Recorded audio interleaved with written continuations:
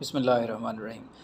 जी बिल्कुल, ये जो ट्रैफ़िक का हादसा है या आम तौर पर अगर आप ट्रैफ़िक में हैं, सुबह बच्चों को छोड़ने जा रहे हैं या फिर आप दफ़्तर के लिए जा रहे हैं, तो वहाँ पे कोई भी गाड़ी आपकी दूसरी गाड़ी के साथ टकरा जाती है या कोई दूसरा गाड़ी वाला ही आपकी गाड़ी के अंदर जो है वो गाड़ी लगा देता है।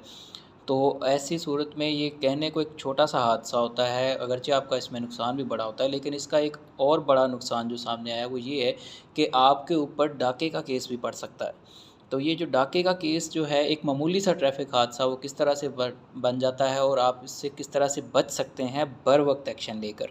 तो इस सारी चीज़ को जो है मैं बताता हूँ कि किस तरह से कानूनी तौर पे आप उसकी हेल्प लेकर कामयाब हो सकते हैं। इससे पहले आपसे मेरी छोटी-सी रिक्वेस्ट है कि प्लीज़ आप मेरे चैनल को ज़रूर सब्सक्राइब कीजिए, क्योंकि आपका सब्सक्राइब करना ही मेरे लिए असल में इनाम है। तो असल में हुआ यूँ था कि मेरे ही एक क्लाइंट के साथ ये मामला पेश आया कि वो सुबह स्कूल छोड़ने जा रहे थे, तो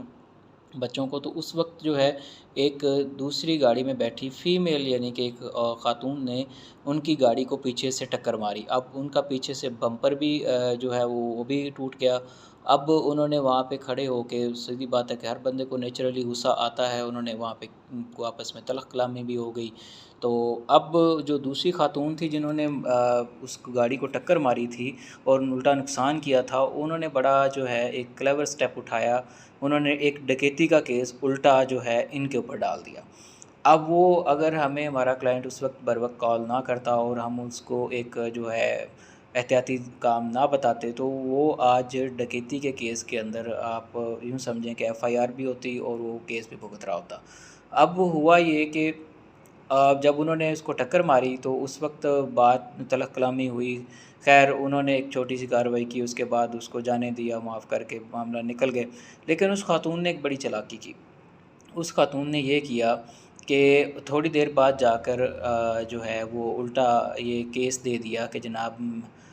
मेरी तो जो है सोने की ज़ंजीर भी इस शख़्स ने वो ले ली है और गुम कर दी है, बल्कि और मेरे ऊपर जिसने तशद्दुद किया है, मुझे हरासा किया, और इस तरह के उसने 3-4 अच्छे ख़ासे तगड़ा इल्ज़ामात लगाए, और अगर वो प्रोसीड हो जाते तो वो एक मेरे क्लाइंट के लिए बहुत बड़ा मसला बन जाता।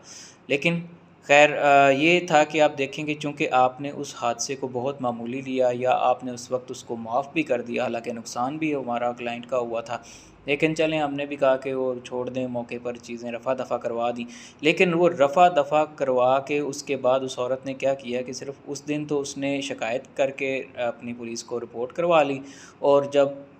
ठीक कोई 7 दिन के बाद जो है वही ख़ातून दोबारा आके गाड़ी उसको जो मिलती है, तो वो हमारे क्लाइंट की गाड़ी के आगे सामने गाड़ी खड़ी कर लेती है और फिर वहाँ पे फिर पुलिस को फ़ोन कर देती है और शोर मचाना शुरू कर देती है कि इस शख़्स ने मेरी जो है वो इतना नुकसान किया, मेरे सोने के ज़ेवरात ले लिए हैं, ये वो।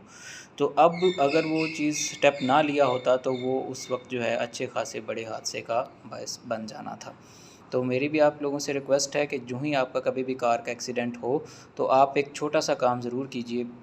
कि उस वक़्त आप अपने कंसर्न लॉयर से राब्ता कीजिए, ताकि वो आपको दोबारा इस किस्म के उल्टा आप पे डकैती का मुकदमा ना बन जाए, बल्कि आप अपने डैमेजेस क्लेम कीजिए और आप अपनी ज़िंदगी को सुकून से गुज़ारिए। तो मेरी आपसे ये गुज़ारिश है कि चूँकि इस तरह के मामलात सबके साथ पेश आते रहते हैं, ख़ास तौर पे जिनके पास गाड़ियाँ हैं, तो वो ज़रूर एहतियाती तदाबीर करें और मेरी इस वीडियो को ज़्यादा से ज़्यादा लाइक कीजिए, शेयर कीजिए, कमेंट कीजिए।